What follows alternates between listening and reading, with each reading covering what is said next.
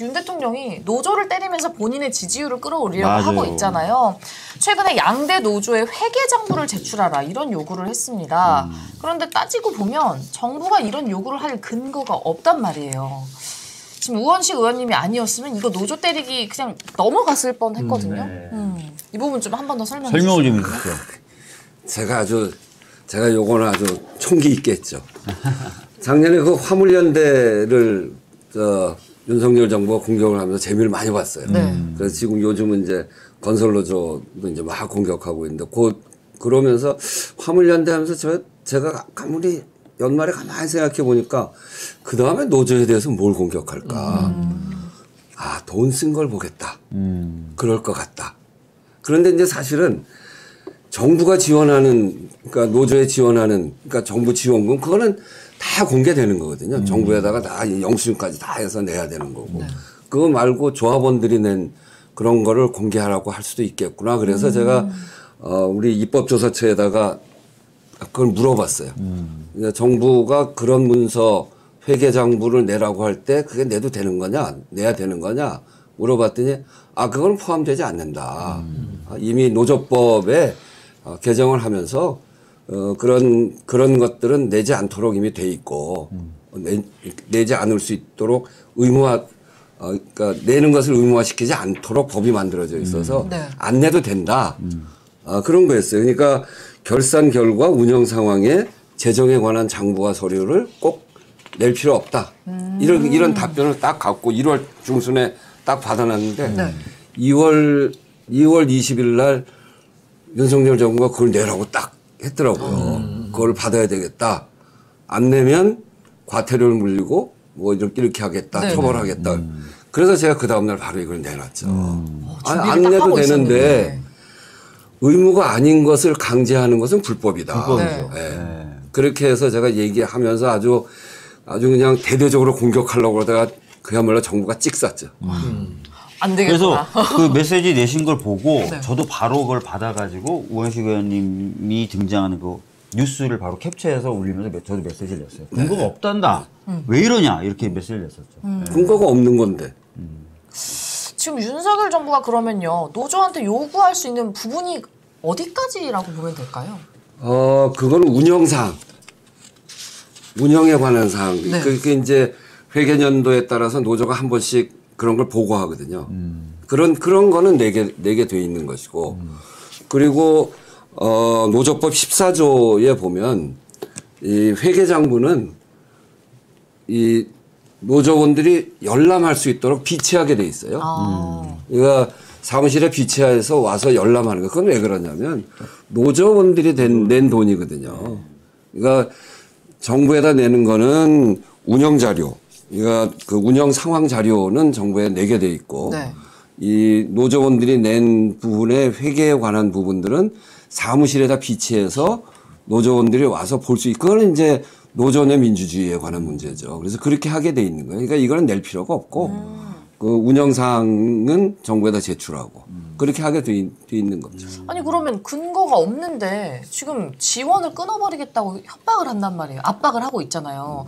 그러면은 제출하고 열람할 근거도 없는데 지원을 끊을 근거는 더 없는 거 아닌가요? 그럼 어떻게 되는 거예요? 그러니까 정부 지원을 받는 거는 총연맹이나 산별연맹 이런 데서 공적인 사업 뭐 조합원들을 교육을 시킨다거나 정부 프로그램 할 때 노동자 상담을 한다거나 얼마 안 되는데. 이런 그냥 얼마 안 돼요. 이 공적인 사업들에 대해서는 정부가 지원을 하는 거거든요. 그것에 관해서는 영수증까지 다 냅니다. 그런데 그거 말고 지금 하는 건 이제 조합원들에 낸 회계장부를 내라는 거 아니에요? 그건 이제 말도 안 되는 건데 그럼에도 불구하고 이렇게 막 공격하는 이유는 첫째는 노조에 대해서 정부 지원을 이 핑계에 주지 말아야 되겠다. 이런 생각이 속으로 있는 거고, 상급기관에 받는 것만 가지고 단위 노조, 지금 300군데에다가 지금 요구한 거거든요. 그러니까 이렇게 단위 노조에까지 공격함으로 해가지고 마치 이 노조들이 무슨 불법을 저지르고 있는 것 같은 분위기를 만들어서 노조하기 어려운 그런 사회를 만들려고 그렇게 하는 거죠. 그러니까 노조가 마치 무슨 그 돈 떼먹고 회계장부 공개 안 하는 불투명한 집단이고 이런 이미지를 만들어 가려고 하는 거죠. 노조의 악마화를 그 노조의 하는 악마화. 거군요. 지금 이제 보면 플랜카드 붙어 있잖아요. 건폭. 처음 들어봤어요. 그런 단어. 그래 뭐 건설 현장에 이 건설 노조라든가 가장에서 일부가 뭐 요구한다는 건데 그러면 법적으로 처벌하는 거 맞아요. 당연한 거예요. 네, 그렇죠. 그리고 또 의원님 말씀하신 것처럼 이 회계 운영에 배임이나 횡령이 있으면 수사받는 건 당연한 겁니다. 당연하죠. 근데 이게 극소수예요. 극소수 뭐 0.01% 이렇게밖에 안 되는데 모든 노조가 이렇게 하는 것처럼 플랜카드 붙임으로 인해 가지고 노조를 악마화시키고 있는 거예요. 지금 너무 충격적인 여론조사가 하나 있거든요. 노조 악마와 관련한 건데 노조의 회계정보 공개 등 정부 정책에 대해서 KBS와 한국리서치가 조사를 했습니다. 법치를 강화한다는 점에서 긍정적이다가 55.3%가 나왔어요. 그러니까 대부분까지라고 볼 수는 없지만 이 노조의 회계정보 공개에 긍정을 표하는 여론이 아니, 있다는 그러니까 거예요. 회계장부를 공개하고 네. 마치 그게 투명하고 이런 건데 정부가 낸 정부가 준 그 예산에 대해서 그런 돈에 대해서 투명하게 공개하는 건 맞아요. 그리고 투명하게 이 조합원들이 낸 돈을 투명하게 공개하는 거는 조합원들한테 투명하게 공개하면 되는데 조합원들한테 투명하게 공개하고 있는 사항은 감추고 거기 정부에다 낼 필요도 없는데 그거는 정부가 그걸 뭐하러 보겠어요. 그 자기 회원들끼리 돈 모아서 쓴 건데 그렇게 하는 거를 마치 말장난 비슷한 건데 왜 니네 회계장부 공개 안 해? 그래서 노조가 뭐 불투명한 집단이고 뭐 돈 몰래 뺏쓰는 집단이고 이런 것 같은 이미지를 만들어서 언론에 대대적으로 홍보하고 국민들을 오해시키고 그래서 노조를 악마화하고 이런 거죠. 그러니까 원래 이제 우리 사회가 그 노조에 대해서 약간 그렇게 좀 서구 선진국보다는 조금 덜 훨씬 더 성숙돼 있죠. 약간 적대적인 감정들을 가지고 계신데 그런 것들을 교묘하게 활용하는 것 같고 심지어 윤석열 대통령은 국민의힘 전당대회에 가서도 그런 취지의 얘기를 계속 하더라고요. 그러니까 뭔가 이게 먹힌다고 생각을 하나 봐요. 먹혀서 그런데 이제 그런 점에서 우리 노동운동도 국민의 어떤 감정 이런 것들을 잘 살펴서 그동안 그 노동운동에 대해서 반성적인 성찰을 할 필요는 저는 있다는 생각을 하고요. 근데 그렇지만 노동운동이 약화되면 누구한테 도움이 되겠나.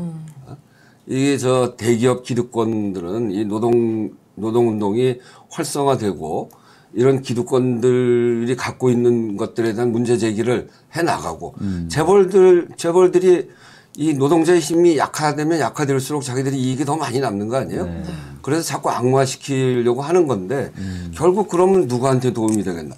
생각해 보면 일해서 먹고 사는 사람들이 굉장히 많잖아요. 맞습니다. 이번에 윤석열 정부가 뭐 했냐면 일주일에 69시간 일하는 것까지 지금 내놨단 말이에요. 그 법이 통과되고 노조가 그런 걸 못하게 하고 노동하는 사람들, 일하는 사람들의 권리를 지키기 위한 노력은 결국 일하는 모든 사람들을 위해서 도움이 되는 거거든.